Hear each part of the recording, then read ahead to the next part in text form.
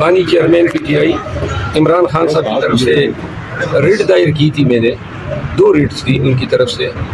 اور جس میں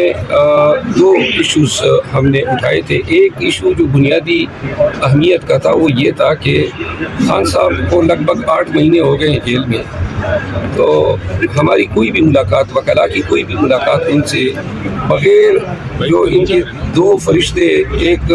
ہمارے ساتھ بیٹھا ہوتا ہے، ایک خان صاحب کی طرف بیٹھا ہوتا ہے، وہ ہماری تمام کنورسیشن سنتے ہیں۔ اور چونکہ وکیل اور موکل کے درمیان قانون یہ حق دیتا ہے،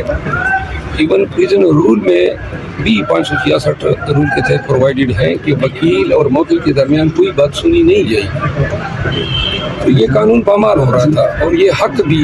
وکلاء کا بھی اور خان صاحب کا بھی وائلیٹ ہو رہا تھا۔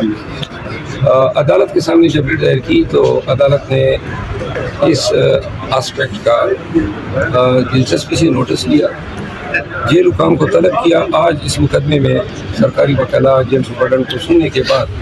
فاضل عدالت نے 2 احکامات جاری کیے۔ ایک تو یہ قرار دیا ہے کہ آئندہ کوئی بھی وکلاء اور خان صاحب کی کنورسیشن کو کوئی بھی نہیں سنے گا، اور اس فعل کو ڈپلیکیٹ کیا ہے، اور ساتھ میں یہ بھی قرار دیا ہے، ہم نے شکایت کی کہ وکلاء کے ساتھ جو حکام کا رویہ ہے وہ ڈس ریسپیکٹفل ہوتا ہے، انتظار کرایا جاتا ہے گھنٹوں، اور انتظار بھی کوئی انتظار گاہ میں نہیں ہوتا ہے، اس پہ ہدایت دی کہ ریسپیکٹفل ٹریٹمنٹ دی جائے گی۔ دوسرا جو اہم مسئلہ تھا وہ یہ تھا کہ جو الیکشن ہونے کے بعد پارٹی کے کچھ معاہدین خان صاحب سے ملنا چاہتے ہیں اور خان صاحب کا حق ہے، جیل حکام نے یہ موقف اٹھایا کہ صرف ہفتے میں 2 ملاقاتیں ہو سکتی ہے۔ جج صاحب نے ان کی اس تشریح کو غلط قرار دیا اور یہ حکم دیا ہے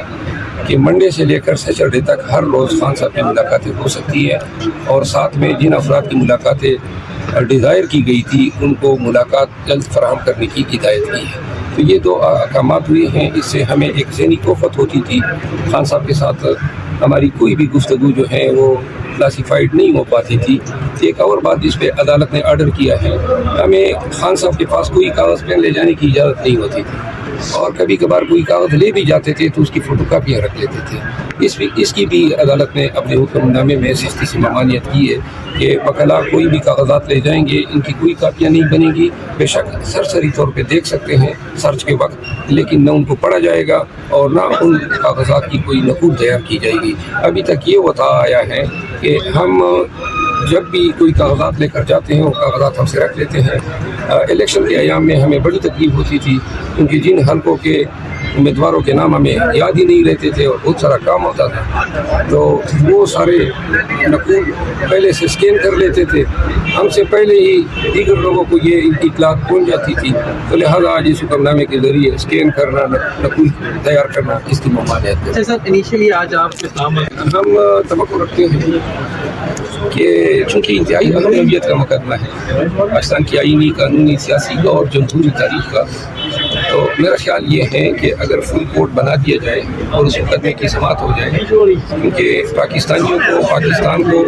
جمہوری اقدار اور ویلیوز ریسٹور کرنے کی اشد ضرورت ہے۔ عدالت عظمیٰ جو ہے اس کے بعد کوئی فورم ہی نہیں ہے، لہذا پوری قوم کی نظریں جو ہے سپریم کورٹ آف پاکستان کی طرف لگی ہوئی ہے کہ یہ اتنا بڑا ڈاکہ جو پڑا ہے عوام کے مینڈیٹ پہ،